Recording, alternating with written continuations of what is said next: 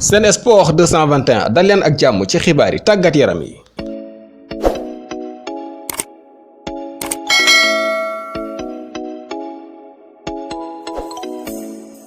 dañuy doore xibaar yi ak international sénégalais bii di Ismaïla Sarr di évoluer ci Premier League bu Angleterre ak football club bii di Watford.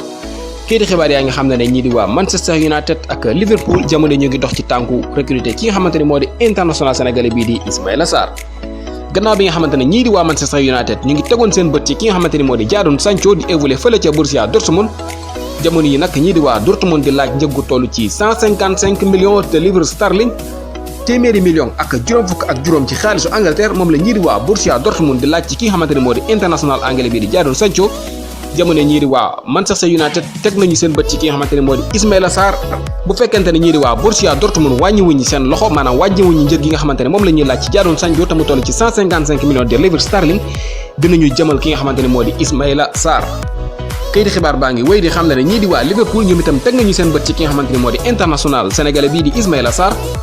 kon muy wane rek xëccoo dina am ci diggante Manchester United ak Liverpool ngir mën a am international sénégalais bii. moom gannaaw bi nga xamante ne Ismaïla Sarr ni ki ren ji mu ngi def saison bu baax foofu la ca Watford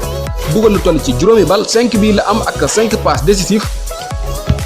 ci première saison bi nga xamante ne am na ko foofu la ca Angleterre ak football club bii di Watford jamono yi ñii di waa Manchester United di ut ki nga xamante ne moo di ab ailier droite ngir mën a renforcer seen attaque bi gannaaw bi nga xamante ne ñu ngi xeex ngir mën a qualifier ci Ligue des champions yi ni ki déwoon jamono yi fi ñu teg seen bët daal mooy am ki nga xamante ne moo di international sénégalais bi di Ismaïla Sarr. dañuy wéy ci transfert yi ba tey ak beneen international sénégalais mu di Moussa Wagué di évoluer fële ci FC Barcelone gannaaw bi nga xamante ne ñii di waa Olympique de Marseille ñu ngi doon waxtaan ak ñii di waa Barça ngir ñu mën leen a abal ki nga xamante ne moo di Moussa Wagué jamono yi waa West Ham United ak ñii di waa Barça kii di xibaar yaa ngi xam ne seen waxtaan mu ngi avancé bu baax a baax ngir kii di Moussa Wagué mën a dem foofu la ci Angleterre gannaaw bi nga xamante ne ñii di waa West Ham ñëwaloon nañ kii di Moussa Wagué ci janvier bi ñu wan ginnaaw wax nañu ne sax ci fan yi mujj yi daanaka xaw nañoo jënd ki nga xamante ne moo di Moussa Wagué waaye mujjul woon jàppandi jamono yi nag kii di nga xamante ne moo di international sénégalais bi di Moussa Wagué mën na mujjee ji foofu la ci Angleterre gannaaw bi nga xamante ni kii di David Moyes ak West Ham United ñu ngi ñàkk seen latéral droite bi nga xamante ne moo di Pablo Zabaleta mi nga xamante ne contrat am ak West Ham jeex na niki fan yi ñu génn te jamono yi ka fa nekk ñu naan ko Jérémy dafa bañ a prononcer li nga xamante ni moo di contrat am ak waa West Ham United tax na ba ki nga xamante ne moo di Moussa Wagué di international sénégalais bi mën na dem foofu la ca West Ham United gannaaw bi ñu fay njëggu toll ci 16 wala 10 millions d'euros. bu ñu jógee foofu dañuy jàll fële ca Turquie ak international sénégalais bii di Mame Baba Thiam di évoluer ci football club bii di Kasim Pasa dugal na lu toll ci ñaari bal ci jongante gi nga xamante ne doxoon na ci diggante football club bii di Kasim Pasa ak Gaziantep bu Papmisson Djilobodji gannaaw bi nga xamante ni ñii di waa Kasim Pasa dañoo match nul ak ñi nga xamante ne ñoo di Gaziantep bu Papmisson Djilobodji kii di international sénégalais bii di Mame Baba Thiam dugal na lu toll ci ñaari bal maanaam ab doublé la amal tax sax moo am lu toll ci fukki bal ak benn ci saison bi 11 bi kii di Mame Baba Thiam dugalal na ko ñi nga xamante ne ñoo di waa Kasim Pasa foofu la ci championnat bu Turquie dañuy wéy ci xibaar yi fële ca France la ñuy dem ak football club bii di AS Monaco di club ki nga xamante ne moo di international sénégalais bi di Keita Diawo Baldé